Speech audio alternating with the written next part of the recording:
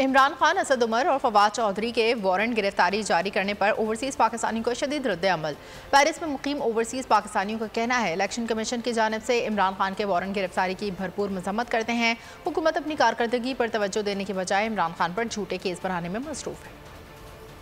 Imported हुकूमत जो एक धौंस की सूरत में पाकिस्तानी अवाम पर मसलत की गई है, इनके साथ मिलकर इलेक्शन कमिश्नर ने जो इमरान खान को उसके वारंट गिरफ्तारी का हुक्म दिया है, हम ओवरसीज पाकिस्तानी इस चीज की भरपूर मजम्मत करते हैं।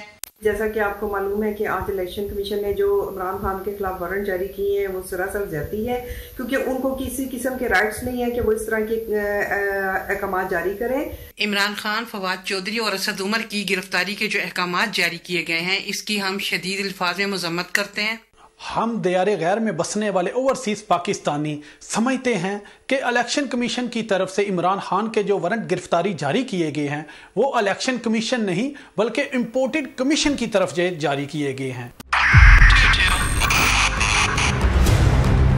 2022 बहुत बड़े तोहफे भी देखे गया पाकिस्तान की आवाम को।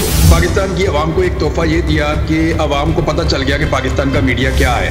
साल 2022 में सबसे ज्यादा देखे जाने वाला चैनल बोल न्यूज रहा नंबर 1। हमने बहुत सारे शोज और ट्रांसमिशंस की, पूरा साल मुसलसल जदोजहद में निकल गया कि ये वोट ऑफ कॉन्फिडेंस के पीछे कौन लोग थे। तोड़े रेटिंग के सभी रिकॉर्ड। सोशल मीडिया पर भी सबसे ज्यादा तेजी से 2.4 बिलियन व्यूज का संगे मील अबूर किया। एंकर्स को भी आवाम में सबसे ज्यादा मकबूलियत मिली और सोशल मीडिया पर भी बोल रहा सब पर भारी। सब्सक्राइब करें और बेल दबाएं ताकि कोई खबर रह न जाए।